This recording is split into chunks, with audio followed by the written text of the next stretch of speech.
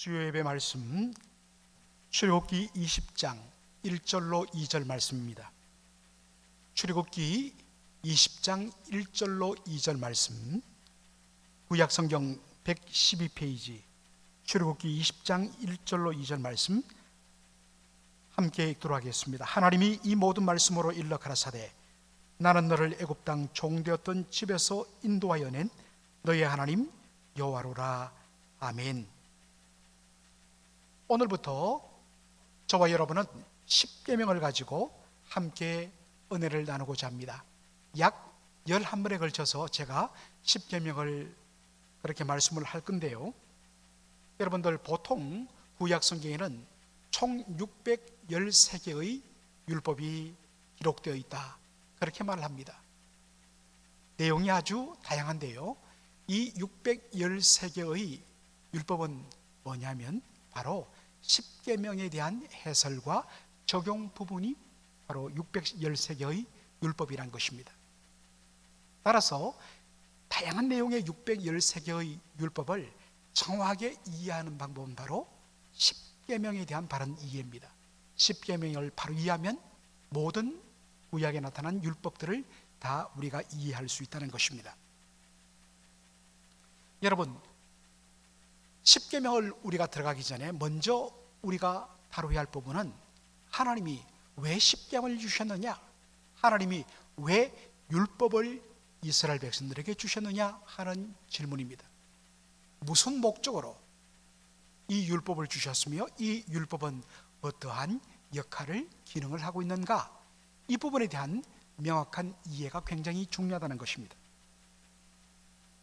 유대인들은 율법을 하나님께서 그들로 말미암아 영생을 얻도록 하기 위하여 주신 수단이라고 생각합니다. 다시 말해서 이 율법을 온전히 흠없이 다 지키면 그것이 자신의 의가 되고 공로가 되어서 하나님 앞에 설 수 있고 영생을 얻을 수 있다고 그렇게 생각한 것입니다. 이것을 잘 보여주는 것이 한 부자 청년의 질문입니다. 한 부자 청년이 예수님께 나와서 무슨 질문합니까? 선생님이여, 내가 무슨 선한 일을 하여야 영생을 얻으리까? 질문 자체가 벌써 자신이 선한 일을 하여야 하나님 앞에 영생을 얻는다는 전제가 알려 있습니다.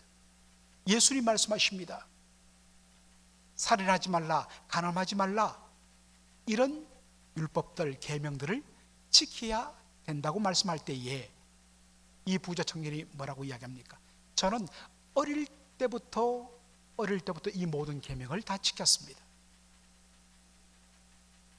여기서 알 수 있듯이 유대인들은 율법을 자신이 지켜야, 그래야만 하나님 앞에 의롭다함을 받고 영생을 얻는다고 생각했습니다. 이런 생각이 잘 나타난 것이 빌립보서 3장 6절입니다. 빌립보서 3장 6절을 보면 예수님을 믿기 전 바울이 자신의 삶을 회고하면서 이렇게 이야기합니다. 자신은 율법의 의로서는 흠이 없는 그런 자였다라고 이야기합니다. 왜냐하면 자신은 바리새인으로서 구약 성경에 나오는 율법 613가지를 아주 철두철미하게 지켰기 때문에 율법의 의로서는 흠이 없는 자라고 그렇게 스스로 자부했던 것입니다. 그랬던 그가 예수님을 만나면서, 부활하신 예수님을 만나면서 이 모든 것이 다 무너졌다고 고백합니다. 그래서 그가 최종적으로 고백한 것이 뭐냐? 빌립보서 3장 9절입니다. 처음에는 율법의 의로서는 흠이 없는 자라고 고백했던 그가, 내가 가진 의는 율법에서 난 것이 아니요, 다시 말해서 율법을 행함으로 말미암아, 아무런 어떤 흠 없이 율법을 온전히 지킴으로 말미암아 나는 하나님 앞에 설 수 있다고 생각했던 이 부분이 깨어졌다는 것입니다. 내가 가진 의는 율법에서 난 것이 아니요 오직 그리스도를 믿음으로 말미암아 남은 것이니 곧 믿음으로 하나님께 난 의라는 것입니다. 더 이상 율법을 지킴을 통하여서 의롭다함을 받을 수 없다는 것을 그가 발견하게 되었습니다. 오직 우리를 대신하여 십자가에서 대속의 죽음을 당하신 예수 그리스도, 바로 그의 보혈과 그리고 그것을 믿음을 통하여서 하나님이 주시는 이 의, 이것만이 자신이 하나님 앞에 설 수 있는 유일한 길임을 그는 고백합니다. 자, 그렇다면 하나님이 왜 율법을 주셨는가? 분명 하나님께서 율법을 주신 의도 가운데는 이 율법을 그대로 지키면 하나님 앞에 의롭다함을 받고 영생을 얻는다는 그러한 수단으로 주신 것이 아니란 것입니다. 그렇다면 하나님이 율법을 주신 목적은 뭔가? 보통 종교개혁 이후에는 세 가지를 이야기하는데 저는 두 가지만 그렇게 요약해서 이야기하겠습니다. 첫 번째, 하나님이 율법을 주신 목적은 바로 죄를 깨닫도록 하기 위함입니다.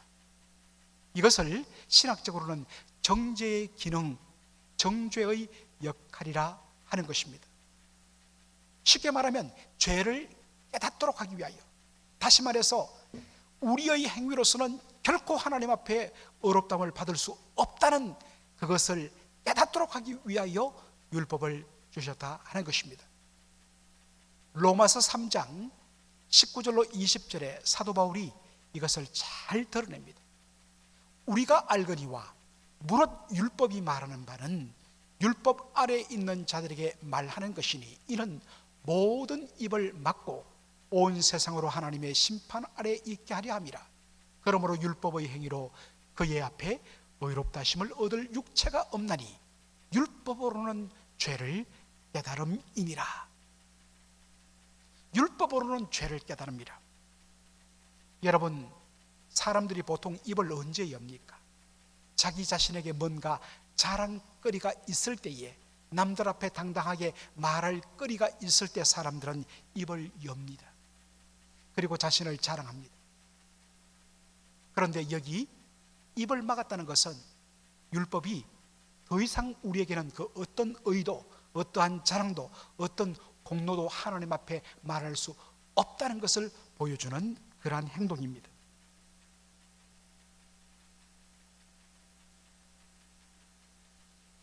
제대로 율법의 거울 앞에서 자신의 실체가 어떠한 것임을 발견했을 때에 우리의 1차적인 행동은 뭐냐?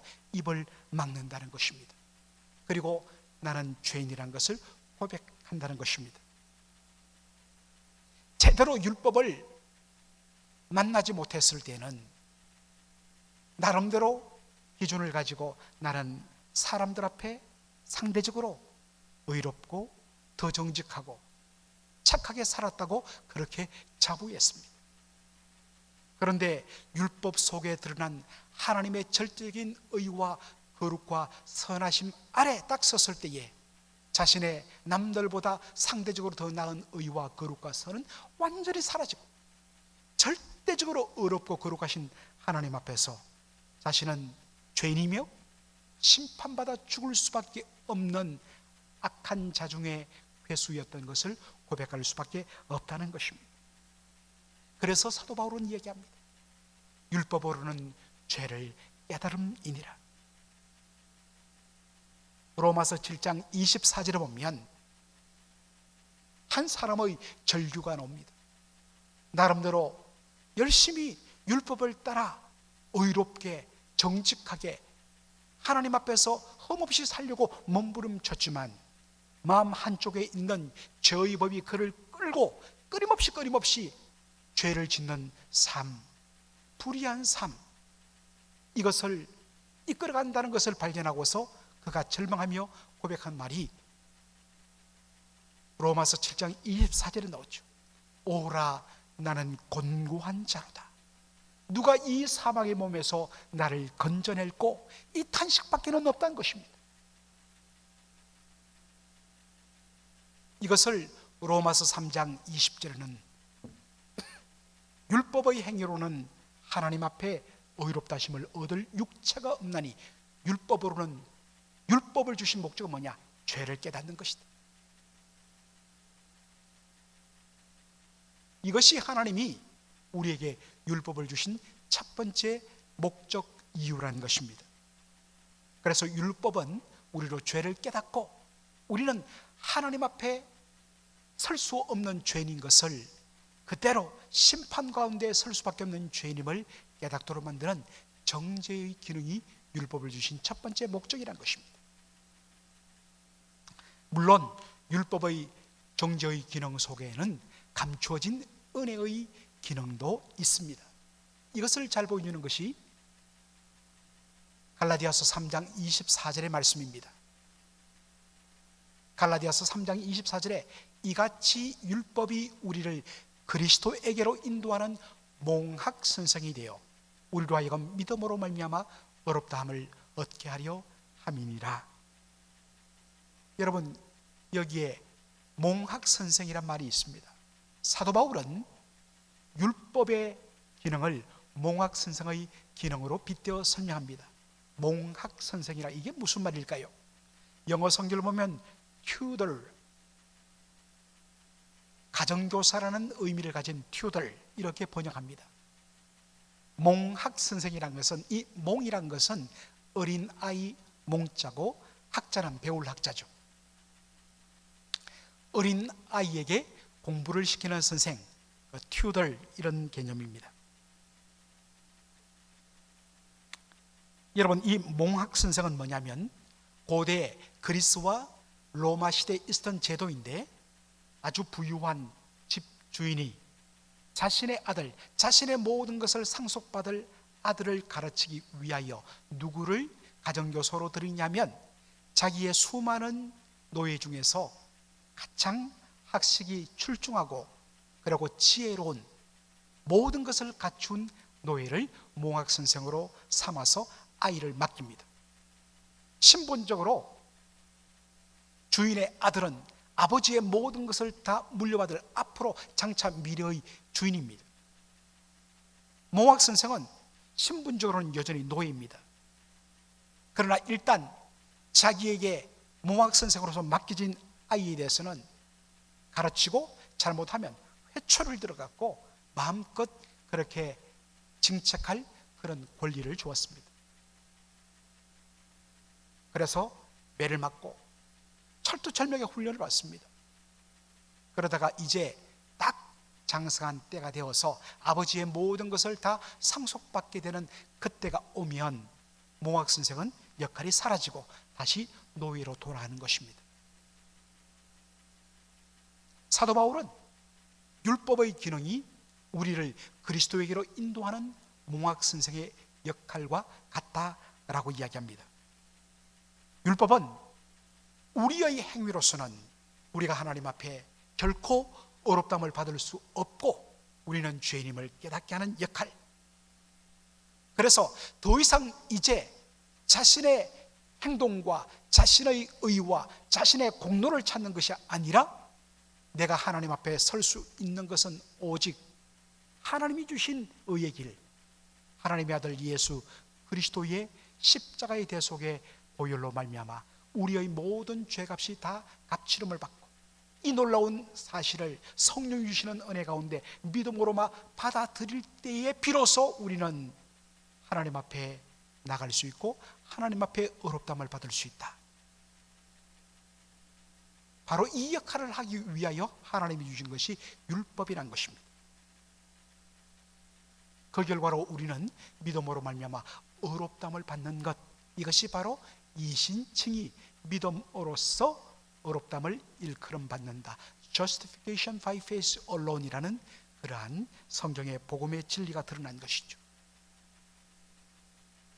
누가 믿음으로 말미암아 하나님 앞에 의롭다함을 받을 수 있으며 누가 자신의 의를 온전히 포기하고 온전히 십자가를 통하여 우리의 모든 죄값을 다 값추려 주신 십자가를 통하여 나타난 하나님의 의를 붙들 수 있는가? 바로 율법을 제대로 만난 사람, 율법을 통하여 자신의 공로로서는 하나님 앞에 설 수 없고 자신이 죄인임을 온전히 깨닫는 사람만이 하나님께서 우리에게 주신 새로운 길, 새로운 의, 하나님의 아들 예수 그리스도의 십자가를 믿음을 통하여서 의롭다함을 받는 이 은혜로 나갈 수 있기 때문입니다. 바로 이것을 도와주는 것이 율법의 기능이라는 것입니다. 자, 그렇다면 여기서 질문이 하나 발생합니다.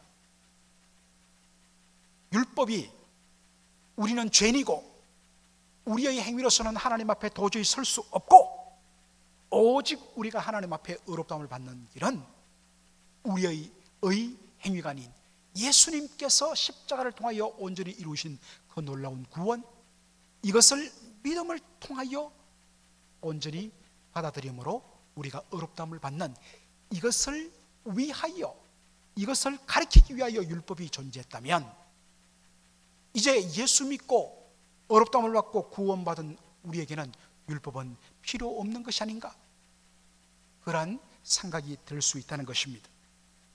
실질적으로 이렇게 주장했던 그러한 사람들이 기독교 역사상 계속해서 반복적으로 일어납니다. 그러한 주장을 하는 사람들이 로마서에도 자세하게 나타납니다. 이 사람들을 가리켜 율법 폐기론이라고 이야기합니다. Antinomianism, 놈이란 것은 법이란 그러한 헬라어 단어에서 그대로 나온 영어 단어입니다. anti, 반대한다는 겁니다. 더 이상 율법은 우리에게 필요 없다. 왜? 율법을 주신 기능은 우리의 의로서는 하나님 앞에 나갈 수 없고 하나님 앞에 의롭다함을 받을 수 없고 오직 하나님이 주신 예수 그리스도를 통한, 예수님의 십자가 부활을 통한 놀라운 구원의 은혜, 그것을 믿음으로 말미암아 하나님 앞에 의롭다 할 수 있는, 이것을 보여주고 이것을 가르쳐주는 것이 율법의 기능이기 때문에 예수를 믿고 구원받은 사람에게는 더 이상 구약 성경의 율법은 필요 없으니까 우리가 폐기 처분해야 된다, 무시해야 된다, 그렇게 주장하는 것이 율법 폐기론입니다. 여러분은 이것을 어떻게 생각합니까? 이미 로마서 3장 31절에서 사도 바울은 이제 믿음으로 말미암아 의롭다함을 받았으니 율법은 폐지되었느냐, 그럴 수 없느니라. 도리어 믿음으로 말미암아 율법이 더 세워진다고 이야기합니다. 왜 이렇게 이야기하는 것일까요? 그것은 하나님께서 율법을 주신 또 하나의 목적이 있기 때문입니다. 다시 말해서 율법에는 또 하나의 기능이 있다는 것입니다.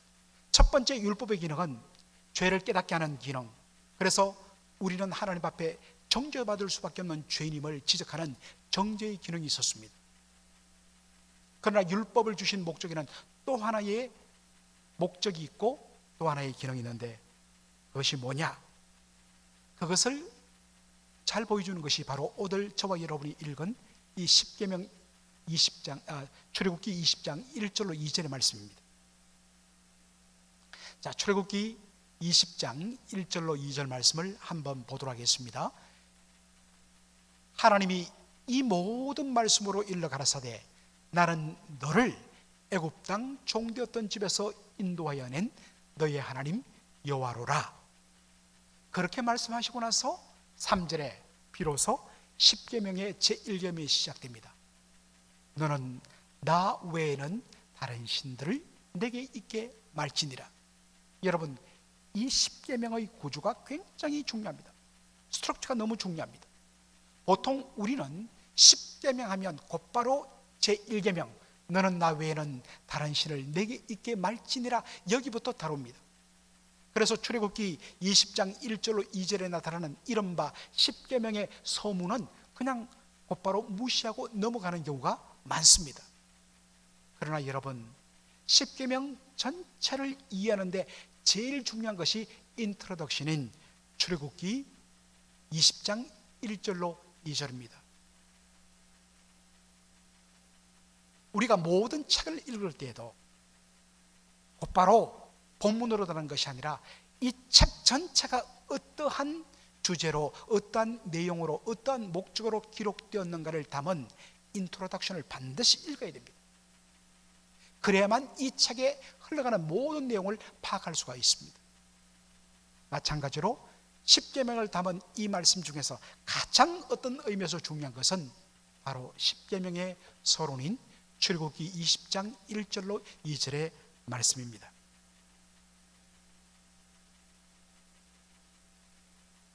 나는 너를 애굽 땅 종되었던 집에서 인도하여 낸 너의 하나님 여호와로라. 여러분, 이 부분, 하나님의 자기 소개 이 부분이 십계명 이해의 열쇠입니다. 지금 이 십계명을 너희에게 주는 나는 누구이냐? 나는 너를 애굽 땅 종되었던 집에서 인도하여 낸, 구원하여 낸, 뽑아낸 너의 하나님 여호와다. 하나님은 누구십니까? 하나님은 애굽 땅에서 노예 상태에 있던 이스라엘 백성들을 출애굽시키고 구원하신 구원자 하나님이라는 것입니다. 여러분, 하나님께서 어떻게 애굽 땅 종되었던 집에서 이스라엘 백성들을 인도해 구원해 내셨습니까?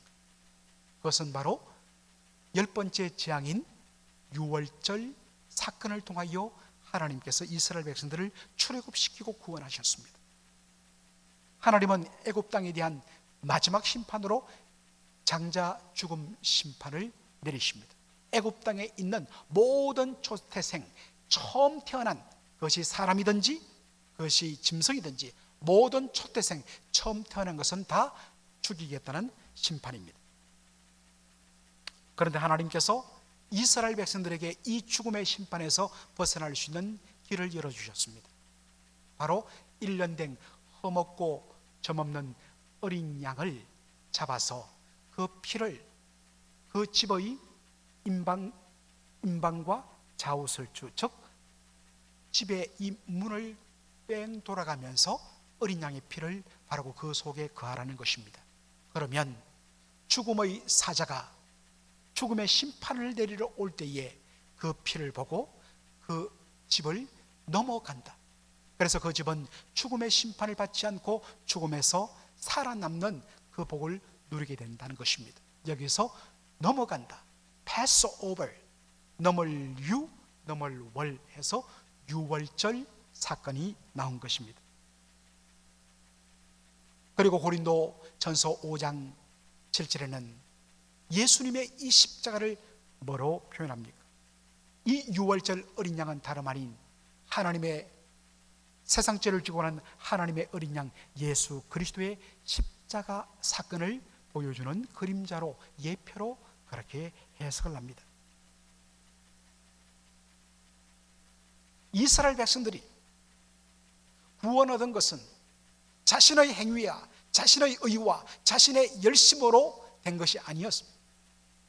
전적으로 하나님이 그들을 사랑하시고 하나님께서 그들을 건져내시고 구원해 내셨기 때문에 되어진 것입니다. 그것은 우리의 구원도 마찬가지입니다. 우리가 하나님 앞에 구원받고 의롭다함을 받는 것은 우리의 어떤 선함과 어떤 행위와 공로가 아니라 하나님의 어린 양 예수 그리스도의 십자가 대속의 은혜로 우리가 구원을 받게 된 것입니다. 이처럼 이스라엘의 출애굽은 엑소더스는 그들의 어떤 공로 행위가 아닌 전적인 하나님의 은혜로 말미암는 것이었습니다.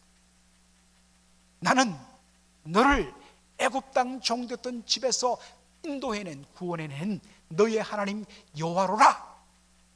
하나님은 자신을 이스라엘 백성들을 구원하신 구원자 하나님으로 소개하신 후에 비로소 그러므로 너는 나 외에는 다른 신을 내게 있게 말지니라 1계명 말씀을 주신 것입니다.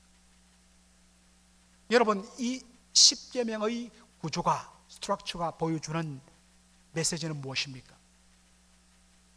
10계명은 이러한 내용을 다 잘 지키면 너희들이 하나님의 백성이 되고 이 10계명을 다 잘 지키면 너희는 내 백성이 된다는 구원의 조건으로 주어진 말씀이 아닌 것입니다.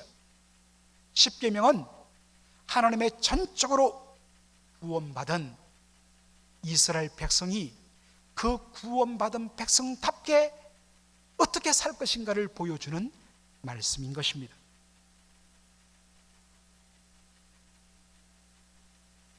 나는 너를 애굽 땅 종되었던 집에서 인도해낸 너의 하나님 여호와로라. 하나님은 자신을 나는 너희의 하나님이라고 이야기하십니다. 그렇다면 하나님께서 나는 너희 이스라엘 백성의 하나님이라고 말한다면 이 말씀 속에는 또한 무엇이 내포되어 있겠습니까? 이스라엘 백성은 누구란 겁니까? 이스라엘 백성은 하나님의 백성이란 것입니다. 나는 너희의 하나님이고 너희는 내 백성, 하나님의 백성이란 내용이 여기에 내포되어 있는 것입니다.